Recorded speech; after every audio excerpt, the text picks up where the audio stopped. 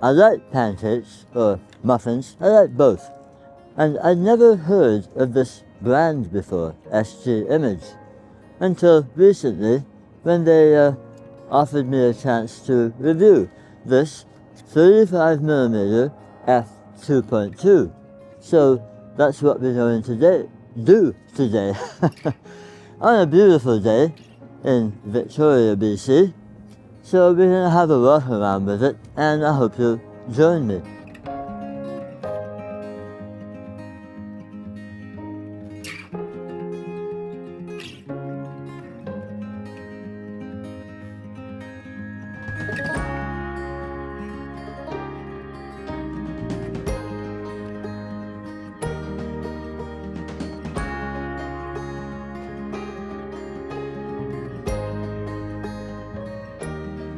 So here we are again at the Soldier War Memorial, and we're going to do our usual backlit soldier to see how this deals with backlighting, see if it flares or not, take a couple of shots, and yeah, not too bad. So this hood here seems to be doing a reasonable job.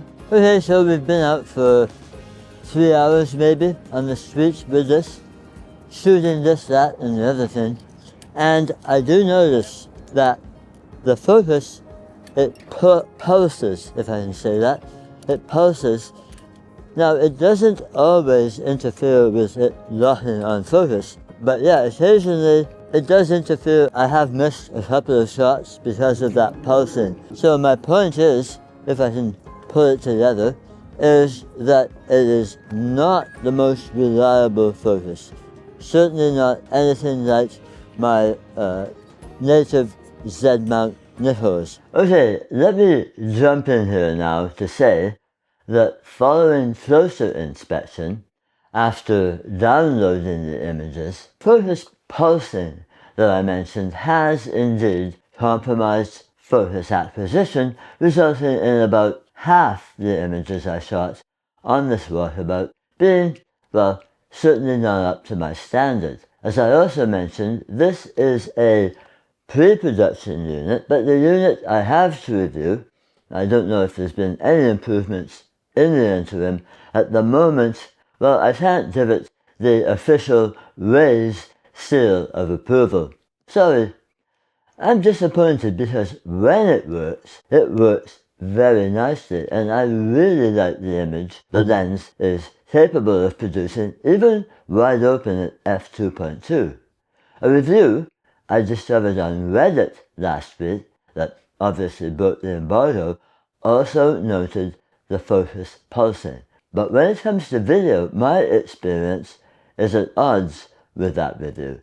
They claimed for video, autofocus feels slower than for photo. Well, the opposite was true for me. I had no issues with video focus, at least in simple pans and tilts. No fast-moving subjects unless you count raging rivers. But in my usual garden variety focus tracking test, the lens fared well. It recognized people, at least this people, tracked my eyes. Well, the camera did via this lens.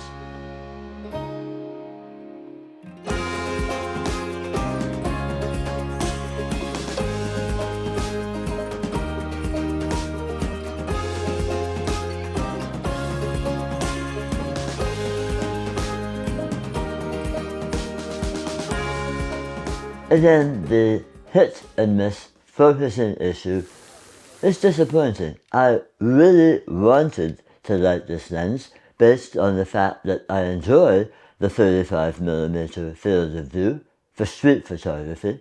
2.2 is relatively wide and works for subject isolation with a 35mm lens. The build looks decent, all metal. There's even a generous rubber gasket for weather sealing, so I wasn't anxious shooting on that rainy day in the canyon. There's a USB-C port for firmware updates hidden under a rubber plug on the barrel of the lens. That's a little tricky to uncover. And, as I say, in order to be reliable in the focusing department, this potentially interesting lens does need an update.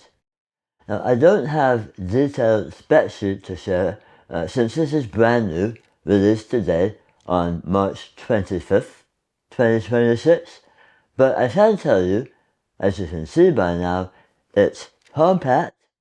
I'm going to settle on the term muffin for this lens, reined in on my digital scales at a total weight of 236 grams with lens hood and taps, 194 grams with just the hood. Keep in mind this is the Z mount version, which is likely a bit heavier than the other versions for L and E mount. Yes, it's available for all three. So how much, you might be asking? The standard edition is $149 US, with a lens hood bundle $159.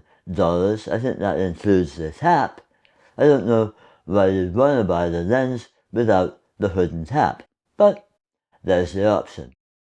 Besides this black version, there'll also be a silver version, and that'll be released about a month from now, I'm told, and it will cost about $15 more. If I had the silver ZF, that would be my preference. But as I said on location, the black version looks perfect on my black body ZF, don't you think? Let me know. By my test, the close focus distance looks to be around 35 centimeters, 13.7 inches. For reference, the Nikon 35mm 1.4 is 27 centimeters, 10.7 inches. The 35 1.8 is 25 centimeters or 9.8 inches. I'd like to thank SG Image for sending this lens along for a review. Again, as I said in the opening, they're relatively new to me, though they've been around for 15 years, according to their website, and they have a fair lineup of manual and autofocus lenses. This 35mm 2.2, of course, an example of the latter, and some intriguing looking cine lenses, including their Chasing the Wind series. I do hope that they can improve this compact 35mm offering with a firmware update, or perhaps the production units already have been rectified. I want to stress I really do like the character of the lens, if I can use that term. This lens is sharp when it focuses without being clinical. As for distortion, there's some, depending on user still. I'm surprised to see that we have a Lightroom lens profile that does a good job of correction, including vignetting. As we saw in the extreme backlighting field test, there's a fair bit of flare and ghosting, some rainbow effects even with the lens hood, which I used at all times. The bokeh is nice to my eye, that's a matter of taste. There's some chromatic aberration in backlit situations, as you'd expect. Again, it's up to personal opinion if that's a bad thing, or if that's considered character. And that's where I'll leave it for now. I hope you found this informative. If you did, please give it a thumbs up, and if this is your first time to my channel, or if you're one of the 88% of viewers who aren't subscribed, please do consider subscribing. Hit that notification bell so you don't miss more from me. In the meantime, take care, cheers. We'll see you later.